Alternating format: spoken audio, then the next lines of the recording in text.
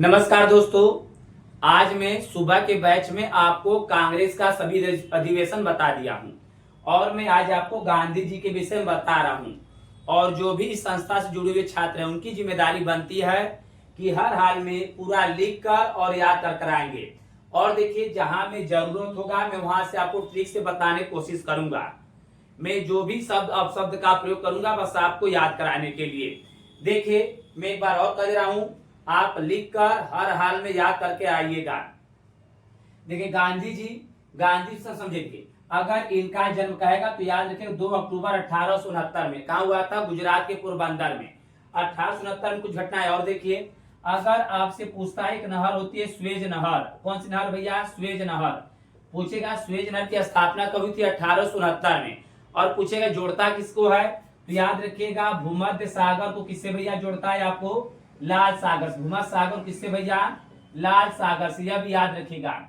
मैं कैसे ट्रिक बताया था? अगर मैं किसी से बात करता हूं, अगर वो मुझसे नहीं बात करे किसी कारणवश, तो मुझे क्या लगेगा स्वयं को कि भूल गई क्या? भूल गई क्या? भू से भूमध्य सागर और ला से लाल सागर। याद रखिएगा स्वेज नहर की स्थापना 1969 में, 1869 में। और ये कहेगा किसको किसको जोड़ता है? तो भूमध्य सागर और लाल सागर को। तो याद रखिएगा गांधी जी का जन्म 2 अक्टूबर 1869 में गुजरात के पोरबंदर में, गुजरात के पोरबंदर नामक स्थान हुआ था। इनके पिताजी का नाम पूछेगा आपको करमचंद्र गांधी। इनका कर्म सही रख तब भैया गांधी जी पहला विलन, करमचंद्र गांधी। और माता का नाम आपसे पूछेगा तो याद रखिएगा पुतली बाई। क्या याद रखिएगा? पुतली बाई। इनकी पत्नी का नाम याद रखिएगा कस्तूरबा। क्या याद रखिएगा? कस्तूरबा।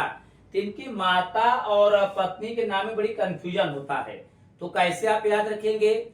हम लोग अपने बताइए, अपने औरत का आंखों का पुतली होते हैं कि अपने माता का? तो माता का। तो माता का नाम याद रखिएगा पुतली बाई। और इनके पुत्र और बेटे की बात करेगा तो इनको 4 बेटे थे। कितने बेटे? 4 बेटे। तो कैसे याद रखिएगा? लाल और दास। देखिए, हरिलाल मणिलाल। मैं क्या बोल रहा हूँ बोलते चलिए। हरिलाल मणिलाल, रामदास देवदास। इनके कितने पुत्र थे? 4। हरिलाल, देखिए हरिलाल मणिलाल, रामदास देवदास। और एक पेपर कोई पूछता है कि गांधी जी किसे अपना 5वां पुत्र मानते थे, तो आप याद रखिएगा जमुनालाल बजाज को। गांधी जी अपना 5वां पुत्र किसे मानते थे? जमुनालाल बजाज को। फिर देखिए, अब कुछ घटनाएं समझिए इनकी पढ़ाई संबंधित। अब 1888 में चले गए इंग्लैंड बैरिस्टर की डिग्री प्राप्त करने के लिए। कब? 1888 में।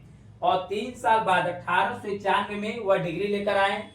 तो गुजरात में कोर्ट था राजकोट, जिसमें वो वकालत कर रहे थे। क्या कर रहे थे? वकालत। फिर 1893 में गांधी चले गए दक्षिण अफ्रीका। यही से इनकी मेन कहानी शुरू होती है 1893 में।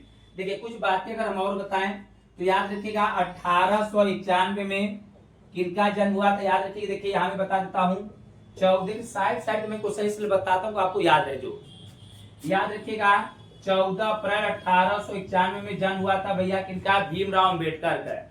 1891 किनका जन्म? याद रखिएगा भीमराव अम्बेडकर का। अगर इनका मृत्यु कहता है तो याद रखिएगा 6 दिसंबर। कब? याद रखिएगा 6 दिसंबर 1956 में इनका जन्म अगर आपसे पूछता है तो याद रखिएगा मध्य प्रदेश का महू जिला। और अगर इनकी मृत्यु की बात करता है तो याद रखिएगा 6 दिसंबर 1956 में कहां क्या मृत्यु हुआ था? नई दिल्ली। क्या याद रखिएगा? नई दिल्ली। चलिए आगे जरा समझिए। देखिए, तो 1893 में कुछ घटनाएं समझिए। देखिए, एक आपसे पूछेगा शिकागो सम्मेलन। शिकागो सम्मेलन कब हुआ था? तो याद रखिएगा 1893 में।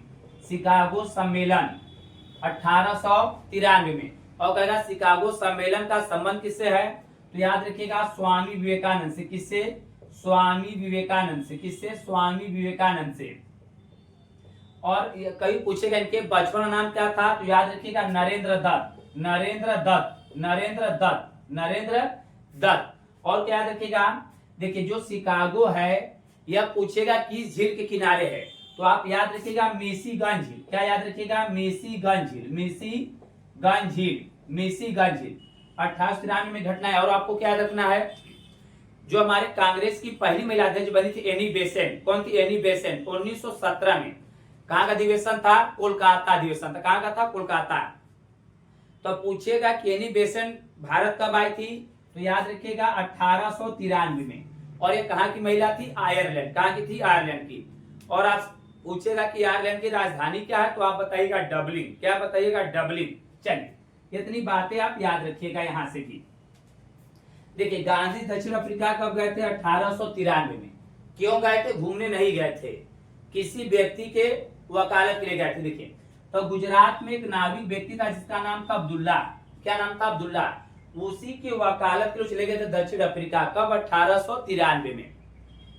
जब वो दक्षिण अफ्रीका गए तो दक्षिण अफ्रीका में एक स्टेशन था, डबरन से जा रहे थे पिक्टोरिया। कहां जा रहे थे? डबरन से पिक्टोरिया। तभी रास्ते में स्टेशन पड़ता है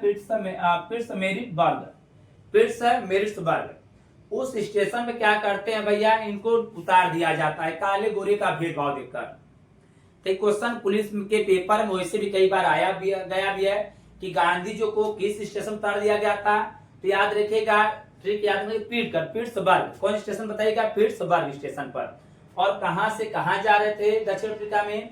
डबरन से पिक्टोरिया। डबरन से पिक्टोरिया। डबरन से पिक्टोरिया। फिर देखिए, जब गांधी जी उतरे तो वहां देखे कि भारतीयों की स्थिति बहुत खराब है। अंत में उन्होंने गुस्सा कर जितना कुछ सारे नटवा रहा जो नोचरात रहा 1894 में। भारत का इस समय सबसे पुराना बैंक कहेगा तो याद रखिएगा Punjab national bank. Punjab national bank 1894 में। कैसे याद रखिएगा? नोचरा मत। पंजाब देखा तो मारना है, मुंह बिगड़ जाए एकदम। नोचरा मत 94। और क्या याद रखिएगा? Punjab national bank. भारत का सबसे पुराना बैंक है पंजाब नेशनल बैंक, जिसकी स्थापना 1894 में।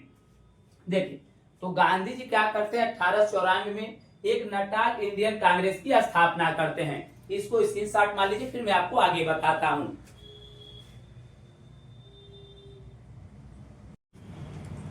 देखिए, हम लोग कहां पढ़े थे कि जो गांधी जी 1894 में नटाल इंडियन कांग्रेस की स्थापना किए थे। उसके बाद देखिए, और गांधी जी वहां भारतीयों को बताने के लिए उन्होंने क्या किया? एक पत्रिका प्रकाशित किया जिसका नाम क्या था? इंडियन ओपिनियन नामक पत्रिका।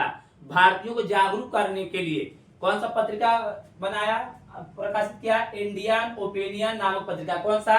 इंडियन ओपिनियन नामक पत्रिका। पूछता है हम लोग के पेपर में कि इंडियन ओपिनियन नामक पत्रिका संपादक कौन थे भैया? तो याद रखिएगा गांधी जी। 1903 में। फिर 1904 में वहां पे एक आश्रम बनाते। इस आश्रम नाम क्या था? फिनिक्स आश्रम। याद रखिएगा, 1904 में क्या बनाए थे? एक आश्रम, जिसका आश्रम नाम क्या था? फिनिक्स आश्रम। फिनिक्स आश्रम।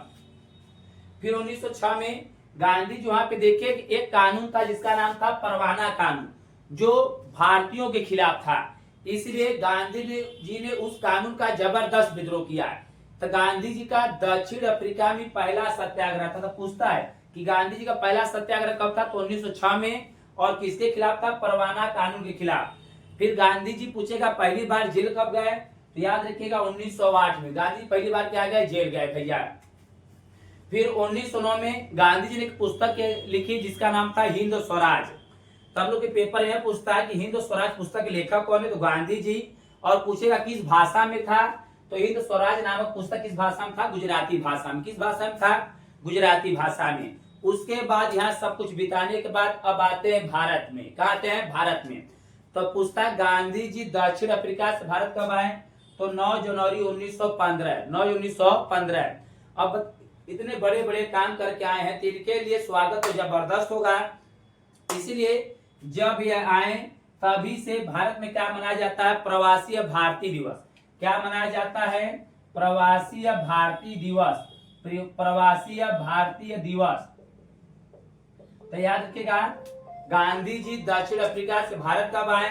9 जनवरी 1915। और क्या मनाया जाता भैया? प्रवासी भारतीय दिवस। फिर देखिए, जब गांधी जी जब दक्षिण अफ्रीका से भारत आते हैं तो यहाँ की राजनीतिक स्थिति देखते हैं, यहाँ की भौगोलिक सब कुछ देखते हैं। तो उनको एक गोपाल कृष्ण गोखले, क्या थे? गोपाल कृष्ण गोखले गांधी जी ने अपना राजनीतिक गुरु मानते। क्या मानते गांधी जी इनको? तो पूछता है गांधी जी के राजनीतिक गुरु कौन थे? गोपाल कृष्ण गोखले। गोपाल गोखले ने कहा कि आप राजनीति में कदम रखने से पहले पूरे भारत का भ्रमण करिए।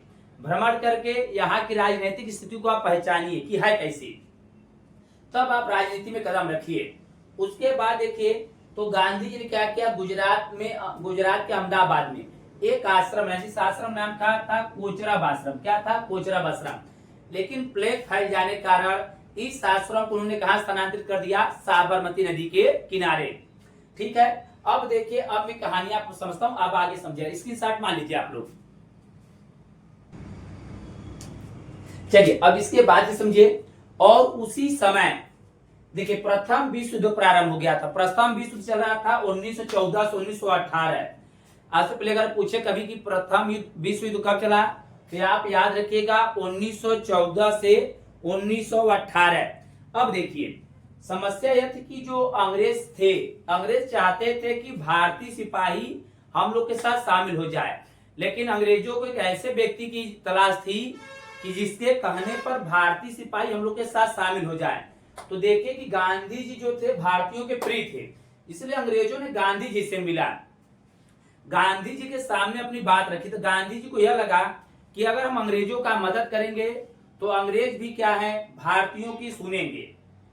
और देखिए कहने पर भारतीय सिपाही जो थे अंग्रेज सिपाहियों के साथ शामिल होने लगे। इसलिए भारतीयों ने गांधी जी को क्या बोल दिया?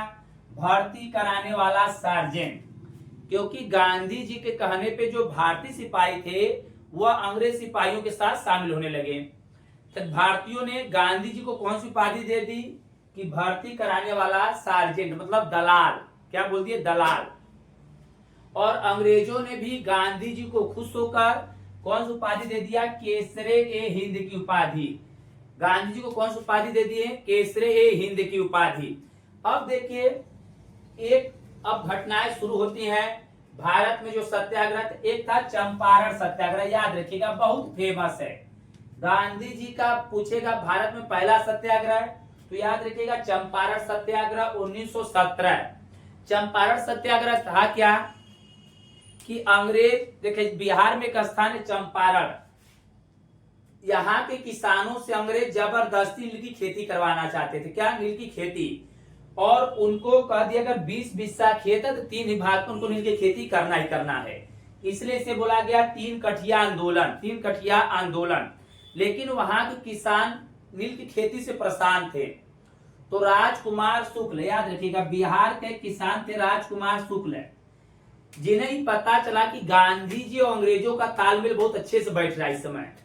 तो राजकुमार शुक्ल को लगा कि अगर हम गांधी जी से अगर ये बात करते हैं तो गांधी जी के कहने पर अंग्रेज क्या होंगे? मान जाएंगे। तो राजकुमार शुक्ल गांधी जी को चंपारण बुलाते हैं और यहाँ के किसानों की दशा दिखाते हैं। तो अंत में गांधी जी क्या होते? मान भी जाते हैं। और अंग्रेजों के कहने पर अंग्रेजों कहने क्या करते हैं? नील की खेती को अंग्रेज वहां से समाप्त कर देते हैं। फिर देखिए अंत में रविन्द्रनाथ टैगोर गांधी, अरे तो कौन महापुरुष हैं, कितना दिन से समस्या माफ करा दिलन किसानन का। रविन्द्रनाथ टैगोर ने महात्मा गांधी कौन सी उपाधि दिए? महात्मा की उपाधि। कौन सी? महात्मा गांधी, महात्मा की उपाधि। तो पुस्तक महात्मा गांधी को महात्मा उपाधि कौन दिए? रविन्द्रनाथ टैगोर। कब दिए? चंपारण सत्याग्रह में। तब महात्मा, अरे का गुरुदेव ऐसे बोलत हुआ, का गुरुदेव ऐसे बोलत हुआ, हम कोनो महान आदमी नाही, तो का गुरुदेव। तो महात्मा गांधी ने रविन्द्रनाथ टैगोर को किसका उपाधि है? गुरुदेव को उपाधि। और वहां पे जो किसानों पे कर भी लगा था उसको भी 25% गांधी जी माफ करवा दिए और सौंप गए गांधी जी। फिर एक बात आती है अहमदाबाद मिल मजदूर। देखिए गांधी जी भारत को भरते हुए नेता थे उस समय एकदम। तो अहमदाबाद मिल मजदूर, इसमें क्या घटना थी 1917 में? उसमें प्लेग फैला हुआ था। तो अंग्रेजों ने जो भी भारतीय कर्मचारी थे उनको एक लालच धराए थे कि अगर आप कंपनी में काम करेंगे तो आपको बोनस दिया जाएगा। क्या दिया जाएगा? बोनस। लेकिन अंत में अंग्रेजों ने बोनस देने से इनकार कर दिया। क्या कर दिया? इनकार। तो इसी पर जो मजदूर थे उन्होंने क्या किया? विरोध किया। तो गांधी जी के कहने पर यह भी मान गए, उनको बोनस मिला। अंग्रेज लेकिन नाराज भी हो रहे हैं कि गांधी जी तो हमारा सब जगह से आय का स्रोत बंद कराते चले जा रहे हैं। फिर देखिए आता है खेड़ा आंदोलन। क्या आता है आपका? खेड़ा आंदोलन। खेड़ा आंदोलन यह था कि जो किसान लोग जो लगान दिया करते थे कर, उस साल इस तरह अकाल पड़ गया, फसल बर्बाद हो गई, तो किसानों से जबरदस्ती लगान लिया जाता था। तो गांधी जी वह भी अंग्रेजों से कहकर माफ करवा दिए। लेकिन समस्या यह हुई, अंग्रेजों को लगा यार तो गांधी जी हम लोग का सब जगह का स्रोत भी बंद करवा देंगे। और अंग्रेजों का काम भी निकल गया है। प्रथम विश्व युद्ध समाप्त हो गया। अब गांधी जी जो आप सिपाही भर्ती कराए, अब आपको लेना तो ले जाइए, लेकिन अब हम आपकी बात कोई सुनेंगे नहीं, क्योंकि कई भारतीय भी अब उछड़ने लगे थे कि अब तुम लोग अंग्रेज से जवन कहेंगे तो बात मनवा करेंगे। अंत में अंग्रेज गुस्सा कर क्या किए, अब सारवा कौनो सुनवाई अब नहीं। देखिए शुरू कर दिए रोलेट एक्ट। क्या शुरू कर दिए? Rowlatt Act. और कब यह नियम लाए? 19 मार्च 1919 को, याद रखिएगा। रोलेट एक्ट 19 मार्च 1919 को अंग्रेजों ने एक नया नियम बना दिया कि कौनो भारतीय तनको फड़फड़ात है तो कौनो सुनवाई नहीं, ना अपील, ना दलील, ना वकील, मतलब कौनो सुनवाई नहीं। अगर कौनो तनको फड़फड़ा तो उठा के बंद किया, बहुत होगा एकदम। तो ना अपील, ना वकील, ना दलील। याद हुआ? याद रखिएगा रोलेट एक्ट 19 मार्च 1919 को। और पंजाब के दो नेता थे, नाम क्या है? डॉक्टर सत्यपाल और सैफुद्दीन किचलू। डॉक्टर सत्यपाल और सैफुद्दीन किचलू, ये दोनों नेताओं ने बहुत जबरदस्त विरोध किया, लेकिन अंग्रेज जब गुस्सा कर उठा के दोनों जने के बंद की दिलन। के पंजाब के दो नेता डॉक्टर सत्यपाल और सैफुद्दीन किचलू को बंद कर दिए। अब बंद करें तो बंद कर दिए, लेकिन यह नहीं पता भारतीयों को उन्हें बंद कहाँ किए हैं। इन्हीं के रिहाई के लिए एक जली नाम का व्यक्ति था, उसी का बगीचा जिसको बोलते जलियांवाला बाग। जलियांवाला बाग 13 पड़ता है हमारा अमृतसर में। क्या पड़ता है? अमृतसर में। 13 अप्रैल 1919 को एक जनसभा बुलाई गई कि आज अंग्रेज लोग के बतावा कोई कि दोनों जने के बंद कहा के लिए और रिहा करा। तब याद है जलियांवाला बाग 13 अप्रैल 1919 को। लेकिन क्या हो गया यहाँ पे, वहां का गवर्नर कौन था? Michael O'Dwyer. Michael O'Dwyer ने गोली चलाने का आदेश दे दिया और सबको एक तरफ से भून दिया गया भाई। लेकिन वहां एक था उधम सिंह। कौन था? उधम सिंह, जो चंदन लगाया उस बगीचे की मिट्टी का और कसम खाया कि इनके मारब जरूर, इनके घरे जाके मारब हम। और अंत में 1940 में याद रखिएगा उधम सिंह लंदन में जाके ठोक दिया, इनके माइकल ओ डायर के ठोक दिया ला। और ये जो जलियांवाला बाग हत्याकांड हुआ, इससे गांधी जी बहुत उदास हुए, बहुत इनको कष्ट हुआ कि सरवा हम अंग्रेजन कितना मदद कैलिए, रहने अंत में हमें आके धोखा दे दिए। प्यार में आखिर में धोखा मिलवा करता है। फिर देखिए क्या घटनाएं भैया है।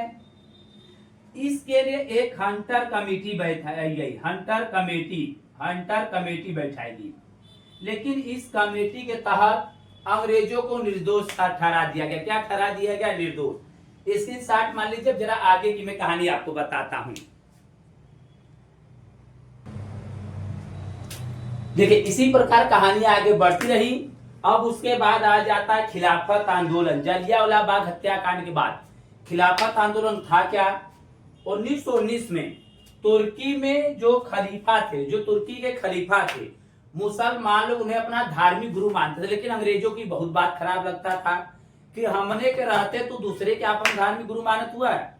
अंग्रेजों ने क्या किया भैया, जो खलीफा का पद था उसे हटाने की कोशिश किए, तो इसका विरोध किए वहां के दो भैया शौकत अली और मोहम्मद अली। याद रखा है, पूछता है कि खिलाफत आंदोलन का विद्रोह कौन किए थे? शौकत अली और मोहम्मद अली।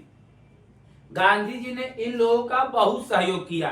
गांधी जी यह चाहते थे कि हिंदू और मुस्लिम सभी मिलकर अंग्रेजों का क्या करें? बहिष्कार करें। क्या करें? बहिष्कार करें। उसके बाद अब गांधी जी शुरू कर देते हैं असहयोग आंदोलन कि अब हमको आपका कोई सहयोग नहीं चाहिएगा। अब हमको आपका कोई सहयोग नहीं चाहिएगा। क्या शुरू करते हैं? असहयोग आंदोलन। कब? अगस्त 1920 में। गांधी जी यह कहें कि अब हम आंदोलन करेंगे, संवैधानिक तरीके से करेंगे, हिंसात्मक तरीके से, अहिंसा के दम पे करेंगे। आंदोलन सब शांतिपूर्वक बहुत अच्छे से चल रहा था, लेकिन एक घटना घट जाती है, चौरी चौरा कांड। यह पड़ता है आपका गोरखपुर में। कहाँ पड़ता है आपका? गोरखपुर में स्थान है। जो आंदोलन बहुत शांतिपूर्वक चल रहा था, कोई अंग्रेज सिपाही मजाक कर लिया भारतीयों से, और भारतीयों ने उस मजाक में क्या किया? जला दिया जिंदा ही स्टेशन में सभी जो रेलवे अथवा आपको क्या पुलिस चौकी था, जो थाना था, उसमें अंग्रेज सिपाहियों को जिंदा जला दिया गया। इसलिए चौरी चौरा कांड बहुत फेमस है, पूछता भी है कि चौरी चौरा कांड कब हुआ, तो याद रखिएगा यह गुजरात गोरखपुर में एक स्थान है। यह घटना घटा 5 फरवरी 1922 को, 5 फरवरी 1922 को घटना घटा। और गांधी जी समय कहाँ थे, लखनऊ थे। जब उन्हें बात पता चली तो गांधी जी बहुत उदास हुए। ये तो जैसा हम सोचे तो उसके विपरीत हो गया। हम सोचे थे क्या अहिंसा होना चाहिए, लेकिन अहिंसात्मक दृष्टि हो गया है।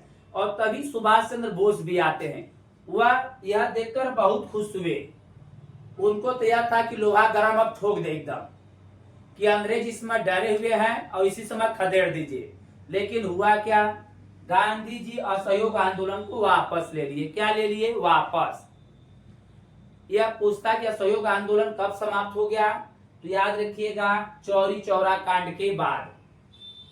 जब गांधी जी असहयोग आंदोलन वापस ले लिए तब सुभाष चंद्र बोस और गांधी जी में एकदम ऐसे हो गया कि बताइए यही समय मौका रहा, तो गांधी जी क्या किया, असहयोग आंदोलन वापस ले लिए। देखिए तो सुभाष चंद्र बोस, देखते हैं कि एक चितरंजन दास, तो वह भी सुभाष चंद्र बोस की तरह ही थे।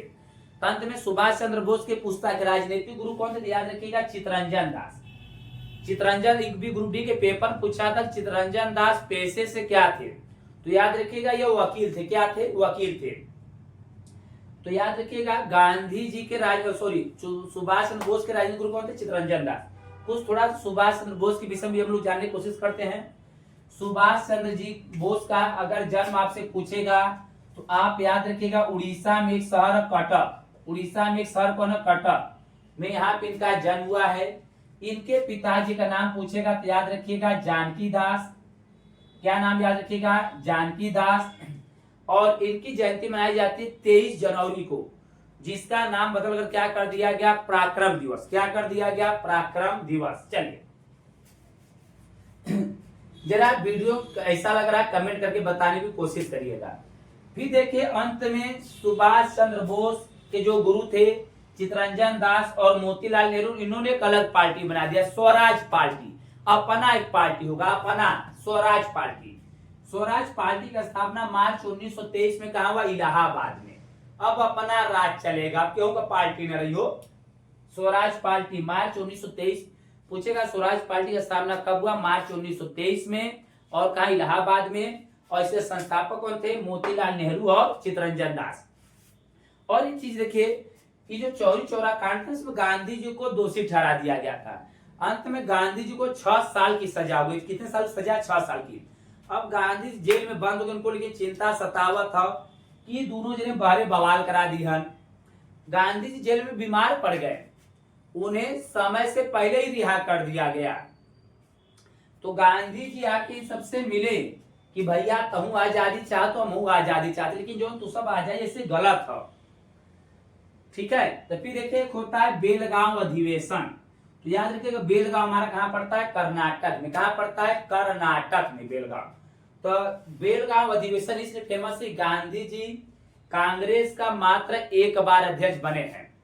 तब पूछता है गांधी जी कांग्रेस का अध्यक्ष कब बने थे, तो बेलगांव अधिवेशन 1924 में, 1924 में। स्क्रीनशॉट ले लीजिए, आगे की घटनाएं हम समझते हैं। इसी क्रम में देखिए अब गांधी जी आगे अपना क्या शुरू करते हैं, सविनय अवज्ञा आंदोलन 1930 में। अब गांधी जी एकदम अंग्रेजों से उदास हो गए।